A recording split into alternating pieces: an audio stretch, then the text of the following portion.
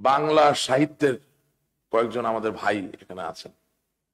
আপনাদের কাছে আমি ছোট্ট একটা অনুরোধ করব, বাংলা তো আমাদের মাতৃভাষা, সুমধুর, আমাদেরকে একটা সুন্দর কবিতা যদি উপহার দিতেন আজকের অনুষ্ঠানে, we would be very happy.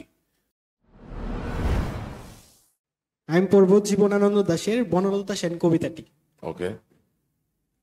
হাজার বছর ধরে আমি পথ হাঁটিতেছি পৃথিবীর পথে, সিংগল সমুদ্র থেকে নিশীথের অন্ধকারে মালয় সাগরে, অনেক ঘুরেছি আমি বিম্বিসার অশোকের ধূসর জগতে। সেখানে ছিলাম আমি আরো দূরে অন্ধকারে বিদর্ভ নগরে, আমি ক্লান্ত প্রাণ এক, চারিদিকে জীবনের সমুদ্র সফেন, আমারে দুরন্ত শান্তি দিয়েছিল নাটোরের বনলতা সেন। আপনার বনলতাকে লজ্জা পাচ্ছেন তো বলে ফেলেন। ও আচ্ছা আচ্ছা, বাট আছে তো, বাস, তাহলে আর কোনো অসুবিধা নেই। Very good.